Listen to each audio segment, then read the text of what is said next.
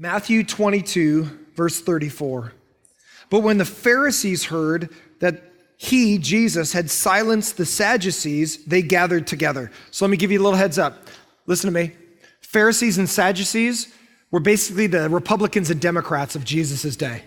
They were the religious they were two parties that didn't really like each other. They had different views on almost everything. And so they debated each other a lot. They were the religious kind of Republicans and Democrats. So when Jesus was walking the earth, that was basically who the Pharisees and Sadducees were. They were the religious rulers of Israel. And one of them, a lawyer, asked Jesus a question to test him. Okay, that's a fail right there. If you're going to test Jesus, you better buckle up. Verse 36, this is what he asked him. Teacher, which is the great commandment? So circle great. What is the great commandment in the law? And Jesus said to him, ready, underline this. You shall love the Lord your God. Circle love. You shall love the Lord your God with all of your heart and with all of your soul and with all of your mind. This is the great, circle great, the great and first commandment. And then Jesus adds something. And the second is like it. You shall, circle shall, love, circle love, your neighbor. Circle neighbor as yourself. On these two commandments depend all the law and the prophets. Somebody pay attention. Look at me. I'm going to fix something in your mind. Ready? The front 2/3 of your Bible where you've almost never gone, where all the pages stick together. Let me tell you what that's about. Okay, ready? Here we go. So watch. The Old Testament's called Old Testament for a reason. So the Old Testament is this. It's thousands of years of God's interaction with a people group called Israel. Did he interact with other people in the world? Yes, but this is a testament of how God interacted with the people group of Israel. This is where the Ten Commandments are and a bunch of other laws that the people group of Israel were to follow being God's people. They failed a lot. So watch. The reason your New Testament is skinnier than your Old Testament is because this spans thousands of years of the people group of Israel. This spans the life of Jesus and his disciples, which lasted only into the first century. There's only about 80 years worth of history in the New Testament, which is why the size difference is large. Watch. In the Old Testament, there's a bunch of laws God told his people to follow. The Ten Commandments and literally thousands of other laws in the books of Exodus, Leviticus, and Deuteronomy, which is towards the front. Listen. So by the time Jesus comes around in Matthew 22, Pharisees and Sadducees, their big thing was they do public debates about the greatest law. What's the greatest law God wants us to follow in the Old Testament? Because there's a bunch of them. There was stuff that regulated the style of clothing that priests could wear. So they would debate, they'd go, is the law of how you're supposed to wear your clothes just as important as like don't commit adultery? Like don't sleep with your neighbor's wife? And like what clothes you wear, like are those the same? So they'd have these public debates on like, God gave us all these laws. Are they all the same in importance to him? So that's exactly what they're asking Jesus. So now they test Jesus and go, Jesus, what do you think about this?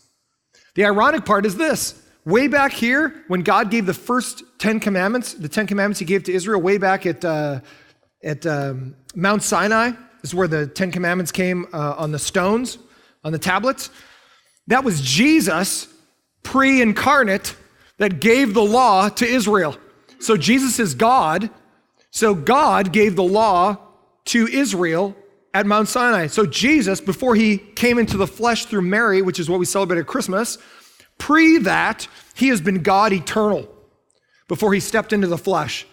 So that means that Jesus gave the law to Moses and Israel at Mount Sinai. Then he comes into history thousands of years after that through Mary. And now he's a regular man like you and I, except perfect. And now he's being challenged by the guys. It's like, Jesus, what do you think is the greatest law? He's like, funny you should ask. I happen to know what you're talking about. And here's the thing. You ever got into debate online? Everybody debated anybody online? Trump's the greatest president ever. Trump's the worst thing that ever happened to America. The 15 freeways, whoever designed that should be loved, right? Like literally, you could get into any debate about anything online. Like you just put your opinion out there and there's always a contrarian, right? Somebody goes, that's not that great.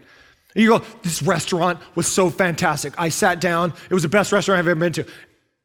Somebody's gonna go, oh, you know what? I was there one time, the ice cubes were totally warm. It was like the worst ice cubes I've ever eaten in my life.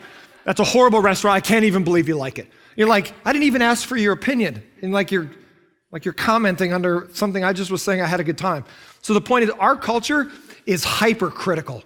We are hypercritical, we're hyper negative, we'd rather tear down than build up. We've developed a culture of just negativity that it's not even my business, but I'm gonna go pick on you just because I am bored. I just want drama so I feel like I have friends or whatever. So we've developed that. In Jesus' day, they would debate publicly about the law. In our day, we just yell at each other online in all caps. You're stupid, right? Here's the thing. We have developed in our culture this thing called hate. And so hate before the interwebs was basically like, you did me wrong, I'm mad at you, I have anger in my heart toward you. Ready? In our day and age now, though, hate is viewed as any disagreement that two people have. You disagree about a restaurant. Oh, you disagree about it? Oh, well, you're a hater. You hate lasagna. I can see that you hate Italians then. Oh, you hate all of Italy. Oh, you want all of the Italians to die. And I just said this lasagna wasn't very good that I ate, at the restaurant. Right? We developed this thing where it's like the minute you disagree, you're viewed as a hater. Here's the problem with that. Disagreement isn't hate. It's just disagreement. You can disagree without being disagreeable, right? You can disagree with somebody and go, we don't have to hate each other, I disagree with what you're saying. Ready? Because that's how you find truth. What we've done in our problem with our culture right now is that the minute you disagree with me and I go, you're a hater because you disagree with me, all of a sudden what I've done is, because I've placed you in the hate category, now I don't have to listen to you anymore. I've insulated myself literally from truth. You might be telling me the truth, but because I push you off in hate land, now I go, because you're a hater, now you've disqualified yourself from speaking into my life, which is totally dysfunctional because then you never hear the truth. And sometimes the truth is gonna stick and straight up offend you.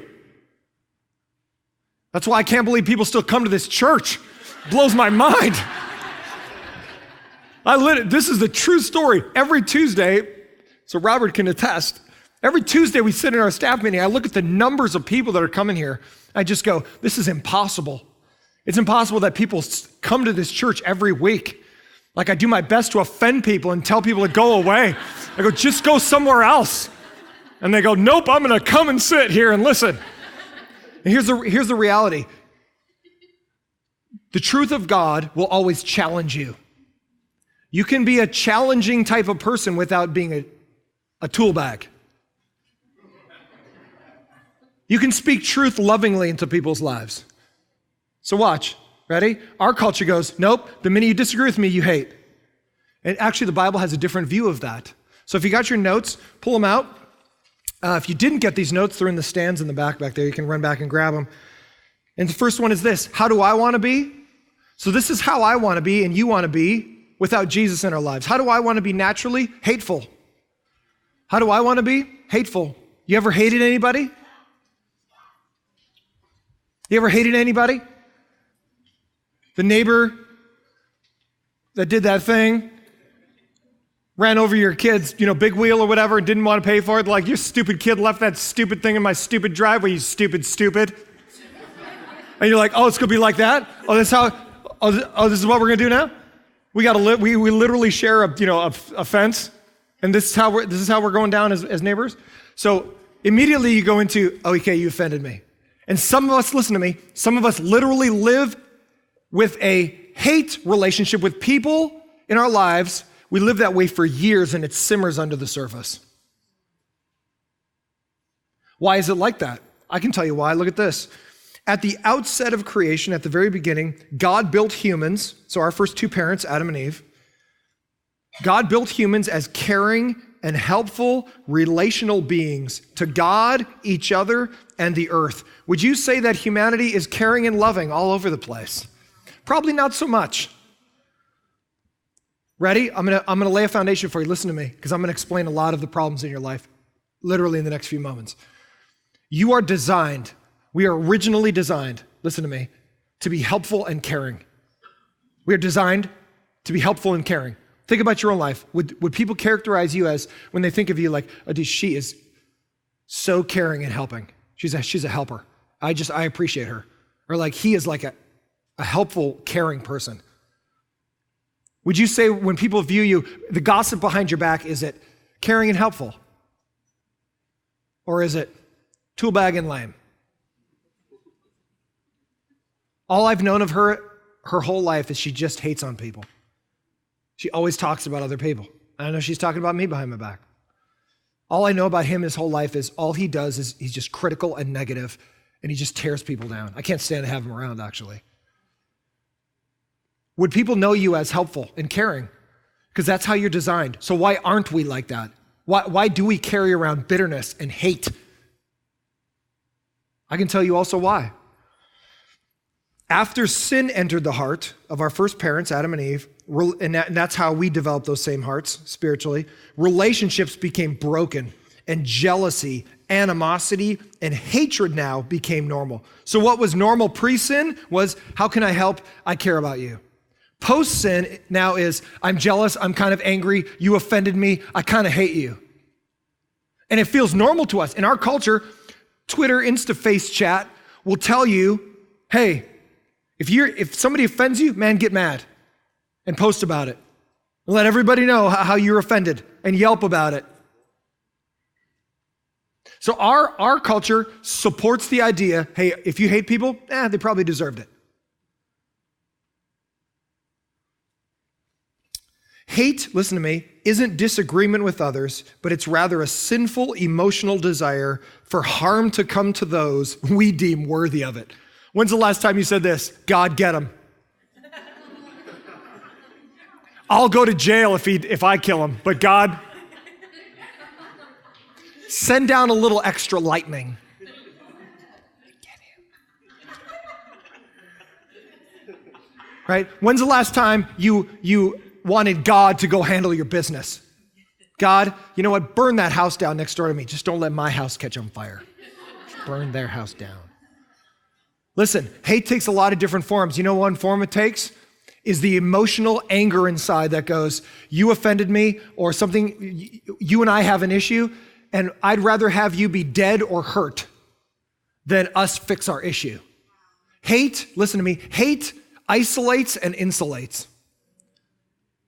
Ready? Love goes forward and is proactive caring. That's how you're originally designed. You're originally designed to go, I care about you, I love you, how can I help you? How can we get through life together? Post-sin now, we go, I'm waiting for somebody to offend me so I can be mad about something. And once hate happens and I don't deal with it, I start insulating myself and I go, they deserve it, God, go get them. And you want God to do all your revenge, because you know if you kill him, you'll go to jail. Or your spouse, or whatever, something like that. Jesus, get her. Please.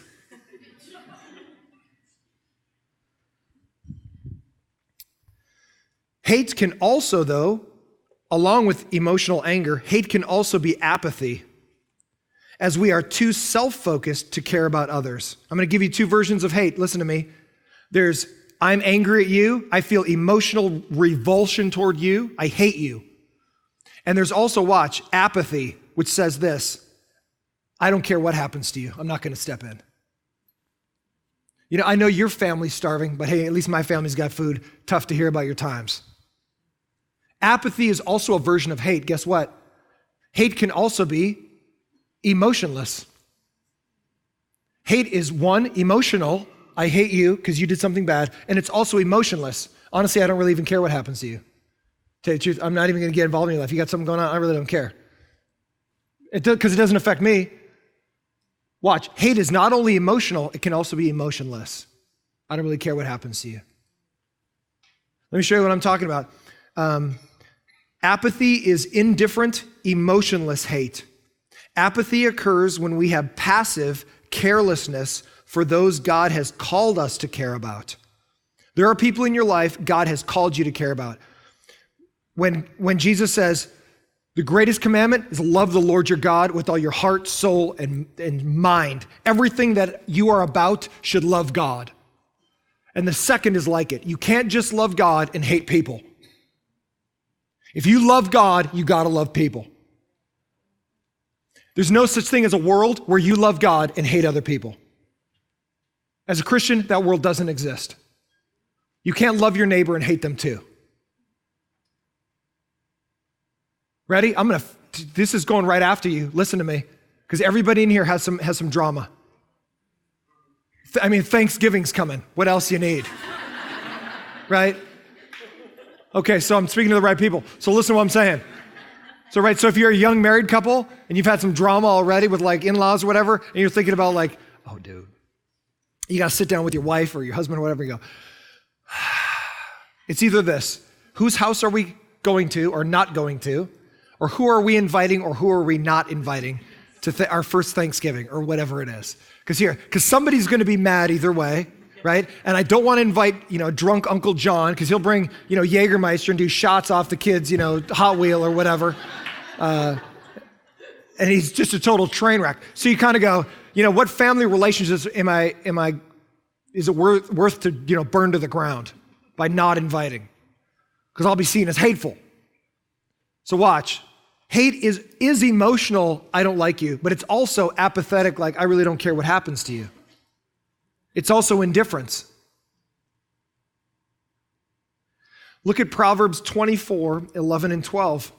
Proverbs 24, 11 and 12 says this, rescue, that's a proactive motion. Rescue those who are being taken away to death. Hold back those who are stumbling towards slaughter. If you say, behold, we didn't know any of this, does not he who weighs the heart perceive it? Does not he who keeps watch over your soul know your soul? And will he not repay man according to his work?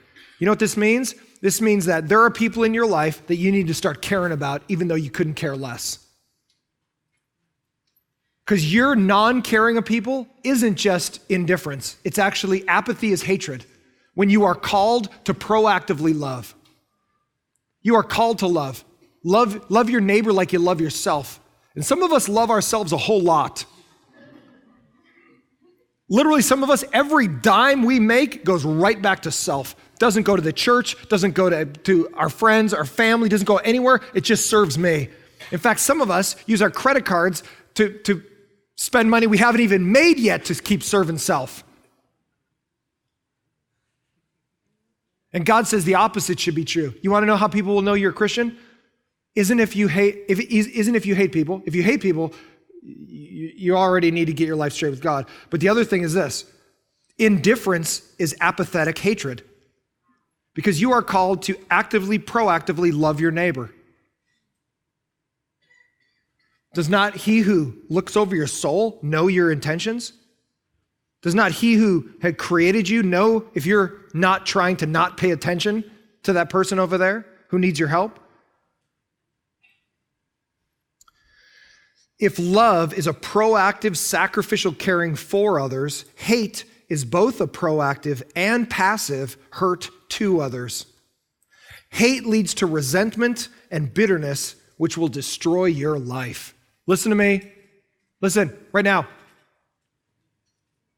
Some of you guys are absolutely destroying your own life because you are living a life that has hate involved in it. People have done things wrong to you, and maybe it's a business deal that went bad. Maybe it was a sexual thing that happened way back in the past. Maybe it was somebody just offended you and you can't let it go. Maybe you're a person that just doesn't want to forgive. Let me correct something in your mind. Ready? You and I deserve no mercy from God. We deserve no love from God. There isn't varying stages of who's done the worst thing. We are all bad. And God could hate us because we don't love him and we love sin. God chooses not to hate us. He chooses to love us. And when God gives us grace, we should be appreciative for the grace God has given us. So much appreciation that we should give grace to other people when they fail us. I'm not perfect, but I expect other people to be perfect. Why aren't you being perfect toward me? Because you're not perfect toward me, now I hate you. But God loved me. God goes, I love you with unconditional love. What keeps you from loving other people unconditionally? You're not perfect, they're not perfect. We should live in grace, not anger and hate.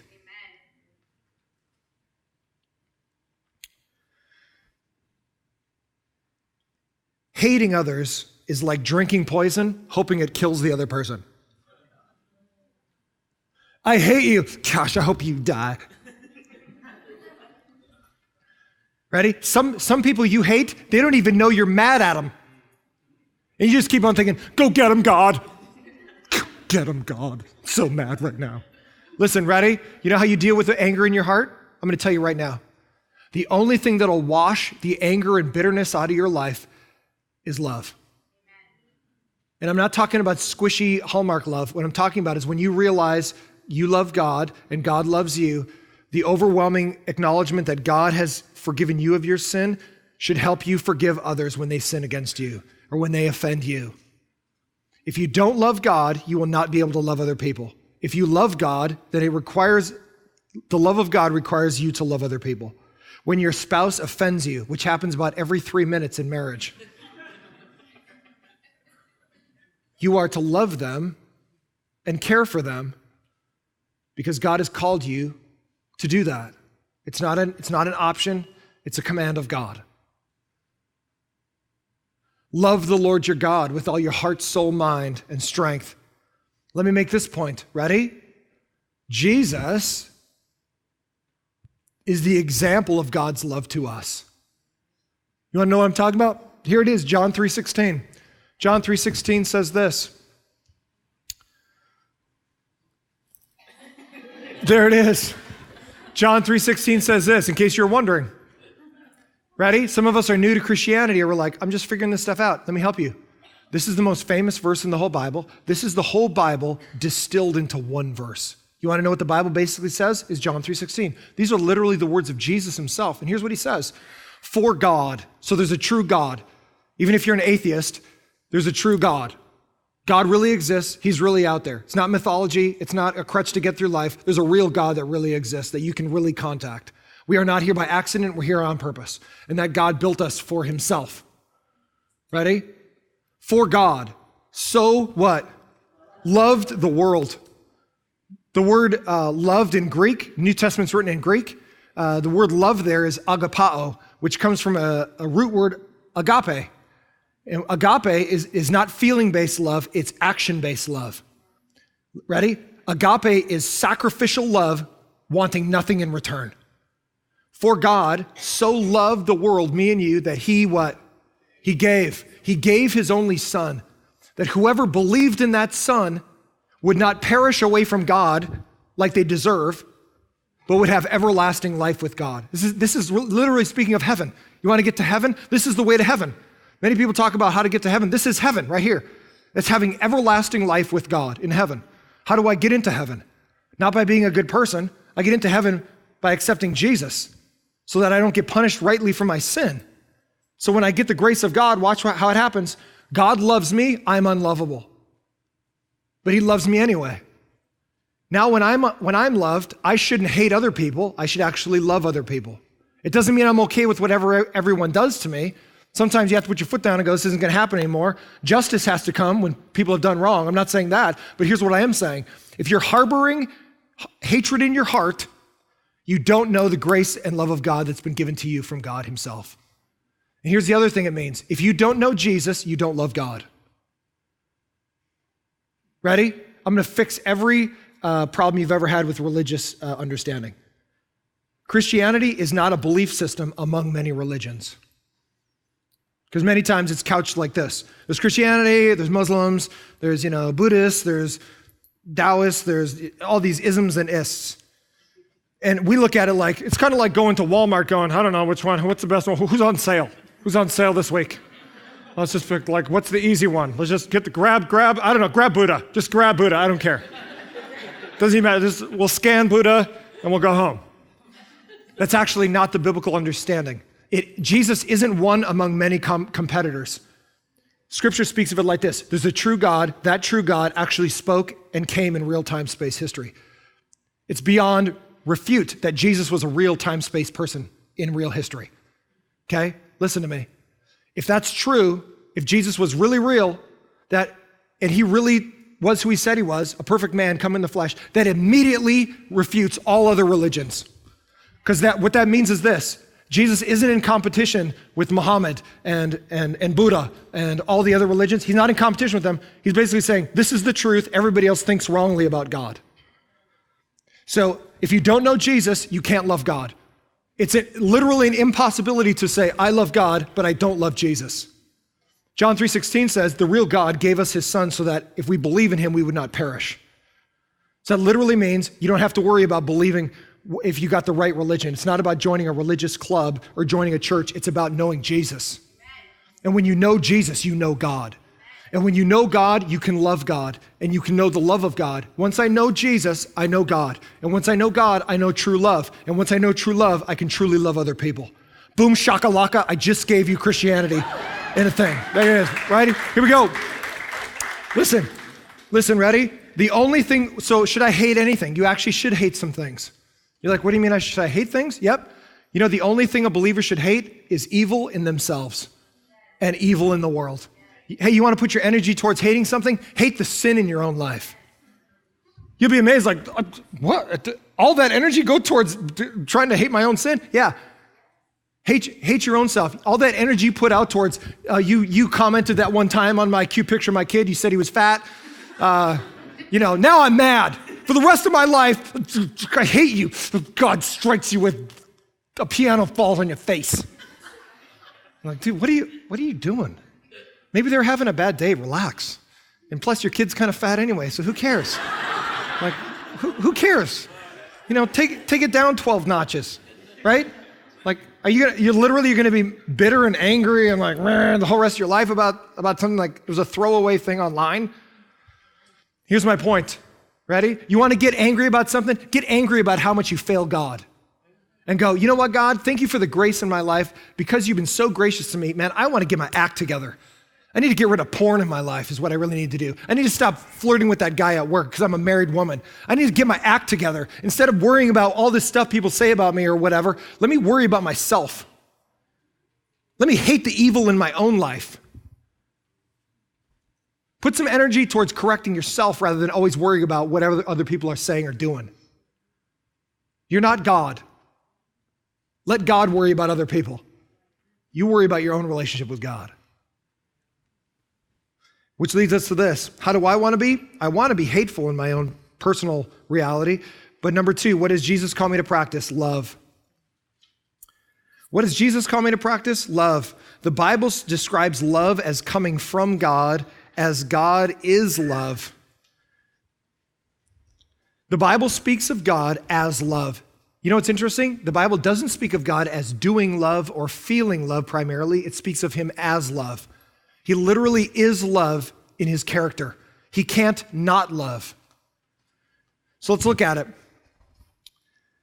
Love is an action, not a feeling. And because of that, love can always be chosen. Woo! Get ready, because I'm going to wreck your shop. Listen to me. I'm going to wreck every Disney movie you've ever watched. I'm going to wreck every Hallmark movie that's coming up this Christmas. Now it just got real, right? Everything I said up to that point, you're like, yeah, whatever with Jesus, but don't touch Disney. Ready? Here we go. You've been lied to your whole life, especially you young ladies. You've been lied to your whole life. And you know what? You know the form it takes is this. I fell in love today. What did you just say? I fell in love. I want you to understand something. Those words together don't even make sense. Ready? I fell in love is the most worthless statement that's ever been made. And here's the reason for that. Listen to me, you've been lied to. You're like, no way. I've been told that my whole life. Every Disney movie says they fell in love and they rode off on a horse or whatever. And practically every chick show or chick flick, at some point they say these words, I fell in love. Is that like falling down the stairs, or what does that even mean? And here's what it means. If you say to some people, hey, I fell in love, and they're like, good, I don't even know what that, cool. Yeah, what does that even mean? Here's what that means in our culture. I fell in love basically means I have fuzzy feelings for people that make me feel warm in my heart. But here's the problem with that, ready? When those fuzzy feelings go unfuzzy and they go away, ready? Now what do we say? I fell out of love. Also, 5 of the most worthless words ever put together.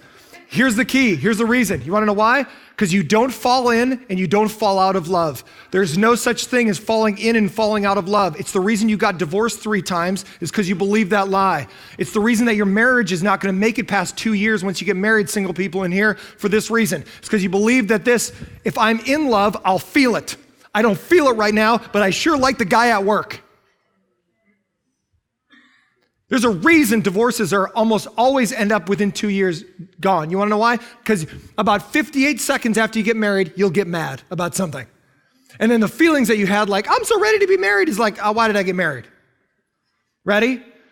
Love is always an action. You can always choose to love. You can't always feel love because love isn't a feeling.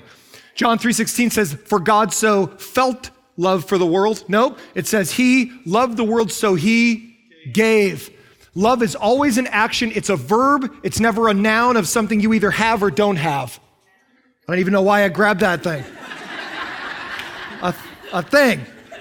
Love isn't a feeling like, oh, now I've got love. Man, I'm super in love. How do you know? Because I'm holding it right now. Oh, now I'm out of love. How do you know? Because I just don't have the podium in my life anymore.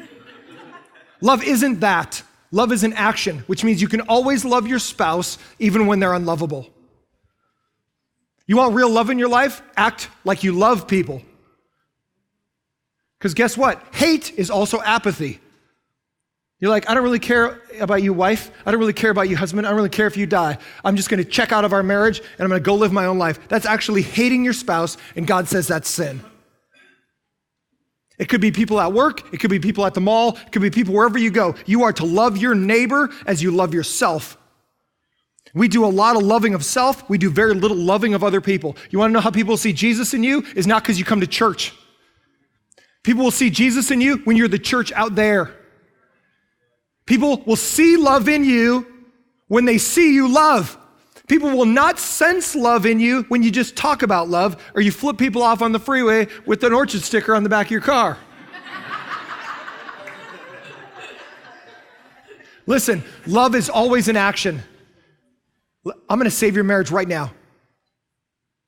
Love is not a feeling. Love is an action. Go home, put all those Disney DVDs or the VHS ones you can't even play anyway because you don't have a VHS player, throw them right in the trash. When those Hallmark movies come up, and this is going to happen. I'm prophesying right now, okay? This is going to happen when you watch those movies and it's like, oh, Johnny came home for Christmas or whatever the name of this one is. Because I've watched them for like 10 years with my wife because I'm a good husband. So listen, speaking of sacrifice to love your wife. So listen, you know what happens? Listen, these words are going to come out of somebody's mouth. It's going to be written in a script. Hey, I fell in love. Or you look like you're so in love. Or these words, they're words that don't mean anything. They're superficial and flighty and feeling based rather than factual based. Love is always an action. You can always choose to love even if you don't feel it. That's how your marriage survives. That's how you will stay employed, because you will serve rather than take. You will love rather than hate. You will give rather than insulate. Love is always proactive. It's never passive. Hate can be passive, but love is always proactive. How can I serve you?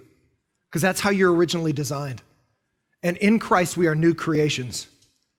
And so we shouldn't look like our culture. We should look like Jesus.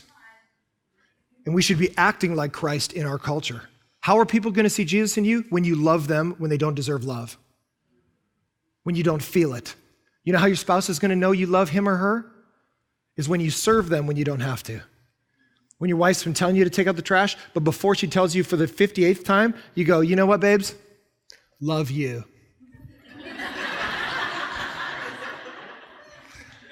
You know what? Many of us think, oh, you're talking, love is like romantic feelings, like taking your wife, on an anniversary to, a sweet hotel in Maui or whatever. That's awesome, but romantic feelings are not love. Sexual feelings are not love. You will feel a lot of sexual connection with people that are not your spouse. Why do you say no to that? Because that's not love. You have made a commitment to God and your spouse. So love stays here and serves. Lust steps out and goes out here. All your sexual energy should stay. And here, let me fix something here too. I'm fixing a lot. This church is going to be empty next week, so cool. So listen to me. Ready? Listen. Ready? I'm going to drop something in your lives because this culture's lied to you about this too. Living together is not married. Living together is not, you don't try before you buy, son. Everything will work fine. Okay? Well, I'm gonna correct something. You singles in here, you're having sex outside of marriage and you're like, oh, we're just kind of living together, blah, blah. That's garbage. Here's a reason. Sex isn't love. Sex will not make a good relationship better. Sex destroys a good relationship and it makes a bad relationship last. Listen to me. Listen to what I'm saying. I'm just wrecking shop left and right here. So listen, single people, if you're sleeping around or doing sexual things or whatever, immediately stop. Immediately stop, because you are dishonoring the body that God gave you and the gift of sexuality, which should be expressed inside of marriage alone. And here's a reason for that. If you think sex is going to lead to love, it never does, because love is chosen. It's not a sexual feeling.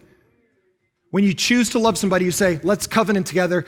We will die before we sleep with someone else. The sex inside of marriage is the safest, best place to express your sexuality, because love is there. What is love? Not a feeling, it's choices to love.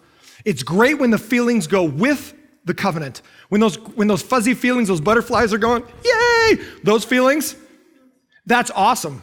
But when the feelings go away and the butterflies fly away, you didn't fall out of love.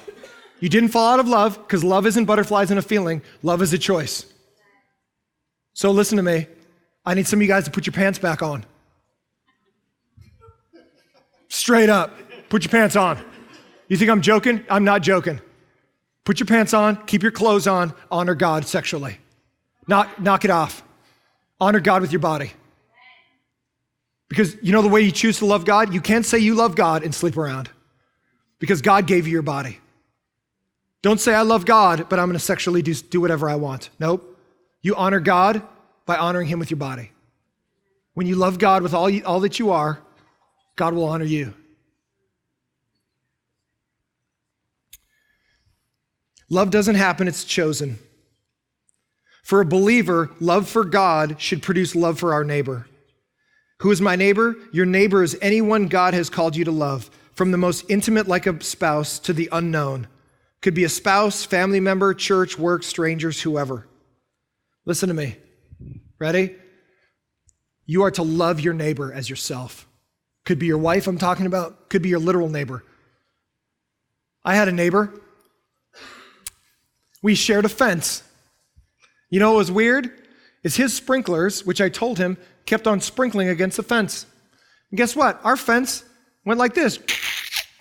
And it landed on his side of the property, because I asked God to blow it onto his side of the property. Because I'm a pastor, stuff like that. Well, you know what happened? I walked out one day because it was right by our trash. I was throwing the trash away. He had propped up the fence with a shovel that went between his house and the fence, and it started to lean over onto my property. So you know what I did? I went, kicked it over there. No, actually I didn't. What I did was this. I realized there was some weird passive-aggressive thing going on here, and I decided this. That we share this fence, and we should share the cost. I said I was going to take it upon myself.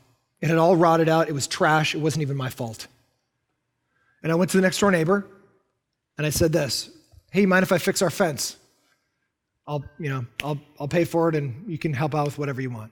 Fixed our fence. Literally cost me thousands of dollars, took me weeks, broke my back, laying cement and all kinds of stuff. It was a huge fence. And so after it was all done, He comes up to me like a week later, he goes, hey, I just want to say you did a great job on that fence. I'm like, thanks. And he goes, how much was it? And I told him, it is multiple thousands of dollars. And he goes, wow. I go, yeah, wow. You know what he did? He went back in his house, he brought me out a check. And I'm thinking, what? Praise God, I wasn't even expecting that or whatever. It was for $200. And I about wanted to stuff it back in his mouth. But you know what? Here's the thing. Even if nothing came to me because I wasn't expecting it, the reality was this. I care more about showing Jesus to my neighbor than I care about a stupid fence. Because a stupid fence is not worth me living in some weird, I'm angry at you for the rest of my life, perceived hatred. Because what's my job as a Christian is to love God and literally love my neighbor. And people will not know that Jesus is in you if you don't love people proactively.